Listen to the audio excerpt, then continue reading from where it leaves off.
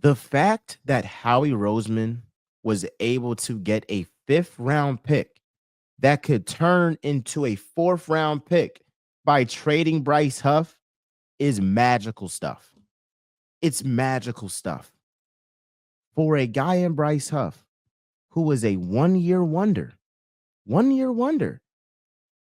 And I don't blame Howie Roseman for making that splash because the Eagles did need some, edge help in terms of getting to the quarterback, and they wanted a guy to replace Hassan Reddick. It ended up being Nolan Smith. But I don't blame him for that move. However, I give him credit. I give him credit for realizing his mistake. Yeah. Yeah. We got a lot of people that they in relationships that they know they should leave, but they're staying to prove a point that I can make this work out. Like, hey, I can do it. I'm invincible. You're not. You're not. Sorry. And Howie, who has basically been batting 1,000 in the draft, was humble enough to say, you know what, Jeffrey, I messed up. Hey, yo, Vic, I messed up. And we move on. And so that's a beautiful sight to see. Now, with Bryce Huff being traded to the 49ers, I'll say this one thing. It made sense for the 49ers because they got Robert Saleh. Robert Saleh is one of the best defensive minds in the game. And Bryce Huff's best year in the NFL was with Robert Saleh. So that makes sense there.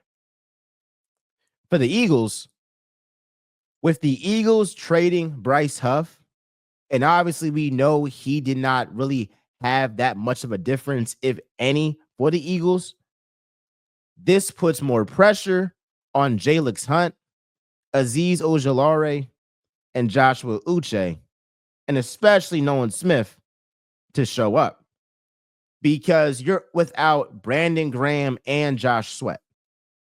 Those are big pieces, not to mention Milton Williams, too, on the defensive line. So I'm looking at this and I'm saying Nolan Smith wreaked havoc after the bye week last year. Jalyx Hunt had 1.5 sacks in the playoffs. He had 1.5 sacks in the whole regular season. Jalyx Hunt was amazing in the playoffs. A guy that in the regular season had a 7.5 pressure rate to the quarterback. He bumped that up to 12.9 come the playoffs. That's a guy that he was coming into his own off rip. A guy that we thought would be a redshirt guy, wouldn't even touch the field rookie year. And he's out here getting sacks in the Super Bowl, making moves in the playoffs, earning his ring. And with Azeez Ojulari, I ain't gonna lie, bro. If Azeez Ojulari plays at least 15 games, I can guarantee you he will have 10 sacks. That's why I'm not tripping about Bryce Huff.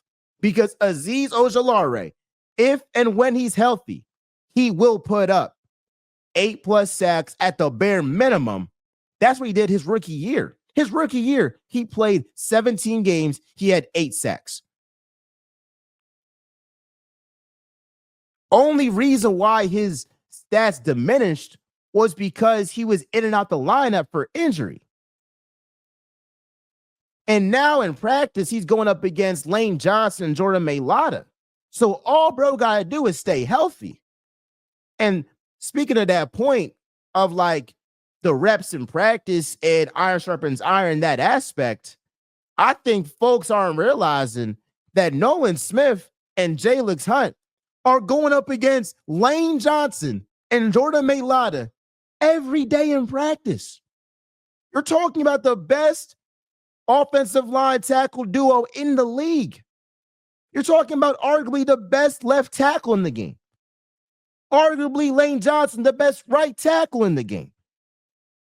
And so if that's their competition at their young age, Hunt and Smith, if that's their competition every day at the NovaCare complex. Then you face the Giants and it's open season. You face the Cowboys, open season. You face the Commanders and you got Laramie Tunsil, you're not going to be tripping for real. You're not really going to be tripping. So I love it. It's the same thing when Darius Slay was talking about how when Devontae Smith was a rookie and, he was really showing him the ropes and how he got a lot to improve on in the league, even though he was a Heisman winner and he was showing there's levels to this. I love it. I love the fact that Kevin Patullo is going to be up against Vic Fangio every day in practice. And Vic Fangio is going to challenge him. And Vic Fangio is going to get him better.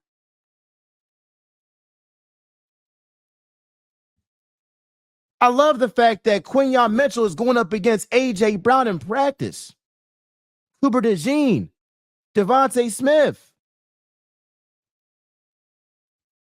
When Jahad Campbell gets healthy, he might be covering Dallas Goedert up the middle.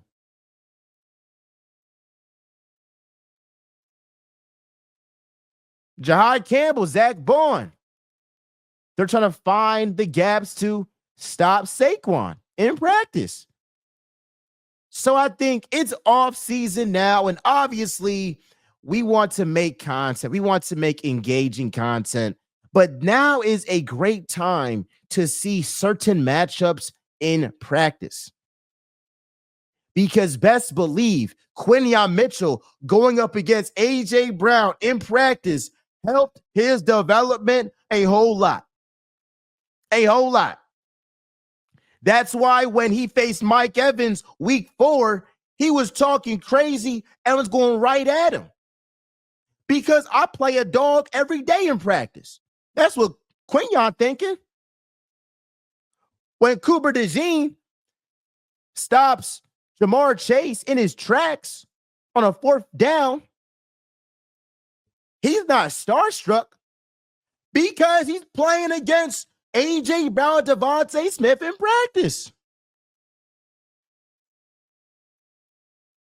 It's not rocket science. It really isn't. So, yes, Jalyx Hunt is going to have a breakout year. Azeez Ojulari, if he stays healthy, he will have a breakout year. I firmly believe in Vic Fangio and Clint Hurt. Clint Hurt, Christian Parker. Clint Hurt is the defensive line coach. Christian Parker is the cornerback, safeties guy, secondary coach. I'm surprised they haven't gotten DC jobs. Best believe if they do their thing next season, they will become DCs in this league. That's something there.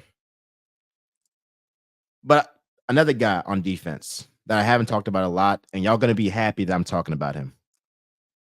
I expect Jordan Davis next season to improve drastically as a pass rusher. Now, in the Vic Fangio scheme, the foundation is being able to stop the run. That's the foundation. And then rushing the quarterback comes second. He don't like guys that they rush the quarterback, but they can't stop a lick against the run. No. That is not Vic Fangio. And that is why I thought the Eagles defense at the end of last season was better than the 2022 Eagles defense. Because yes, the Eagles defense got to the passer at a higher rate. Fundamentally, on all 3 levels, the Eagles were more disciplined and more well-balanced. Like getting sacks isn't the end-all be-all. So with Jordan Davis, his foundation is what Vic Fangio loves, stopping the run. And then with conditioning, with years in Vic Fangio's system, Jordan Davis is going to have another breakout year. Maybe another's a stretch because I don't think he's had like a breakout year. You could argue that this is the year that Jordan Davis puts it all together. Because while we have some guys in Philly, Eagles fans, that are saying it's fine just being a run stopper, yeah, for like a third round pick, maybe a second round pick, but not when you're a first round pick, not when you 13th overall. You want to be able to do both. That's the expectation. And I'll give Jordan Davis slack in that he hasn't really had continuity like that in the defensive room, and especially nobody on the level of Vic Fangio. I think that's something that I'm excited to see, is just how these young guys grow in the Vic Fangio system. Because Jonathan Gannon, he was a young guy, bro. And then that one year they had Sean Desai and Matt Patricia. Matt Patricia is the worst defensive play caller, most overrated defensive play caller, I believe, in NFL history. He just rode Bill Belichick's coattails. I think what this really shows is that you're going to have guys that are really going to surprise us this year. And I think part of my job with Real Talk is to be like, hey, bro, like, it's going to be times that you're going to see Jalyx Hunt get 2+ sacks. Nolan Smith get 3+ sacks. You're going to see Jordan Davis be phenomenal against the run and also get 1.5 sacks one game. You're going to see Jalen Carter up his game to now he's undeniably the best defensive lineman in the game. No doubt, no question. You can book it. Because when Jalyx Hunt said after the Super Bowl, oh yeah, Vic was mad we let up 20-something points in the second half, I was like, okay, that's all I need to know. That's all I need to know. I mean, damn it, during OTAs, it looked like Vic is still mad over that. Like, bro. Hey, OG. We won, OG. Like, we won. Not satisfied. Not enough. I love it. Go back to offense real quick. I firmly believe that Kevin Patsullo will have a more productive season than Kellen Moore. I do. And I feel like with this Eagles offense, we don't have to overthink this stuff. You have a superstar quarterback.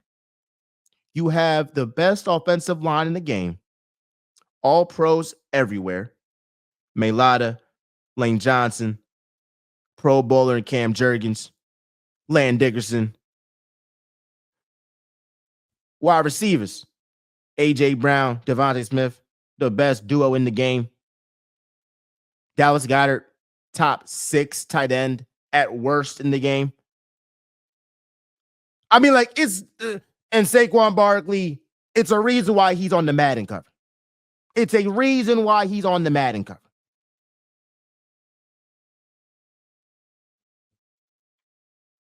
It's a reason. The best running back in the game. Saquon is a 99 overall for a reason. So for Kevin Patsullo, it's like, bruh, you got some riches, my boy. You got a Lambo, you got a Maserati, you got the whole 9, brother. Ain't no Prius over here. You know? I mean, I got a Nissan Sentra, but ain't no Sentras over here. Ain't no Sentras. This is luxury. This is a foreign vehicle. This is that, you know what I mean? So I feel like the main goal for this offense is this. The main goal, I believe, for this Eagles offense next season is to be able to not give Saquon as many carries and put it more on Jalen Hurts. The reason why I'm saying this is not because I want Hurts to have this stellar, stat season that y'all want him to have so bad. It's not that. It's more to the longevity of Saquon Barkley. I don't really want him having 330 carries. I don't really want Saquon to consistently have 330 carries. I don't really want to have that.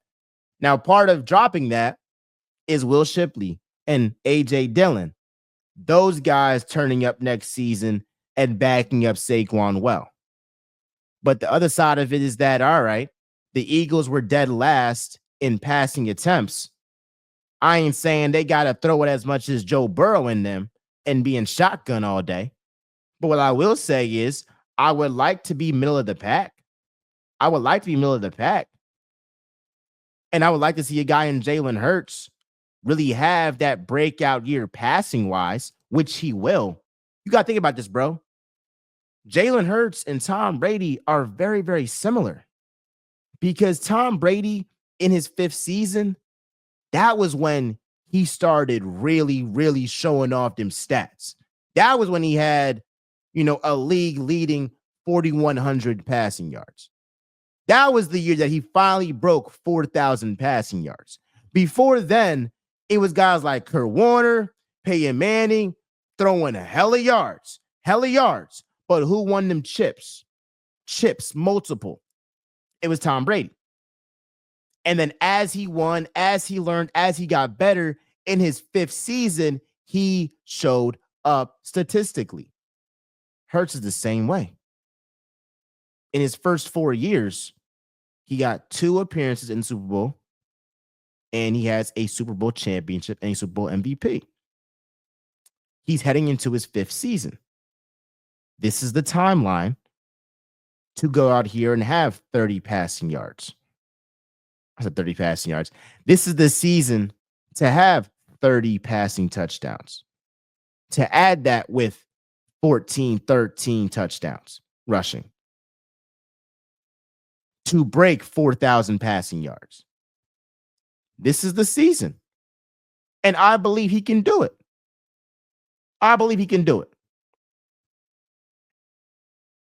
And part of me would love for him to do it because it's something else you can shut up the haters with. Because they want to revise history and say, hey, quarterback wins aren't a stat. All right, fine. And then they overrate guys like Justin Herbert or Dak Prescott because they throw a pretty ball and put up a whole bunch of yards, a whole bunch of stats. But that's the longevity that I'm looking to. It should be more on Jalen Hurts' plate. And I do want to say this. I want you to close your eyes real quick, and I'm going to list you the accolades of this player.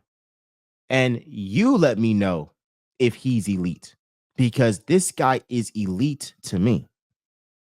He's never had a losing season, 4 years as a starter. He has 3 double-digit win seasons, 2 14-win seasons, 2 Super Bowl appearances, 1 championship, 1 Super Bowl MVP, an All-Pro, 2nd in MVP voting, and 2 Pro Bowls. All in 4 years as a starter. 4 years. That's Jalen Hurts. So again, this is why we always say, bro, there's feelings and there's facts. You can't argue the facts. You can't argue literally what the production is. A lot of times we are here talking about potential versus what actually happened in real life. Yeah, you got that homie that if he put it all together, he could be a CEO. But he's on the couch playing Fortnite all day. Production over potential. If a guy in Justin Herbert hasn't won a playoff game, there is no logical explanation and has no All-Pro, hasn't been 2nd in MVP voting, and has a first ballot Hall of Fame coach, and he still ain't won nothing. It is ludicrous to say that Herbert over Hurts. Ludicrous. And I would even say ludicrous to have Hurts number 5. But Brandon Graham said it right. It's disrespectful. But again, we not phased. We just use it. As more fuel to the fire. That's exactly what it is. I think my last point I want to talk about Saquon and this whole Madden Curse thing that's like pissing me off or whatever. Madden Curse, Jared verse, Giants hurt. Eagles going back to back. That's what it is. I'm not worried about no curse. Oh, Christian McCaffrey, all these guys, Michael Thomas, guys that grace the cover, offensive player of the year. I don't care about that, bro. I don't care about that, bro. Because we have a guy in Saquon Barkley that he won the Super Bowl on his birthday. He won the Super Bowl on his birthday. If that don't tell you what favor is, I don't know what is. I don't know what is. So they said the same thing last season. Oh, well, you saw that injury history. You saw the injury history. Hey, I'd be scared if I was you. And what did he do? He had one of the greatest running back seasons of all time. But I'm going to remain consistent and say that I don't want this season to be all on Saquon. I want the passing game to have more of a role to leave the stress off of Saquon, bruh. Now, one could say, all right, he got 300 some carries, but they're not as the same because the offensive line is able to really protect him. So he's not getting as many hits. That's true, but 300 some carries is 300 some carries. I mean, you can't slice it no type of way. Oh, it's me. I'm not worried about no curse. Two negatives make it positive. Come on. 1+1. Odds. Make it even. What are we talking about? I love y'all. Appreciate y'all. I talk MJ. I always keep it real. I love y'all. I appreciate y'all. Man, oh man. We're getting closer to the NFL season starting. We have some great content coming up for y'all. See y'all. Peace.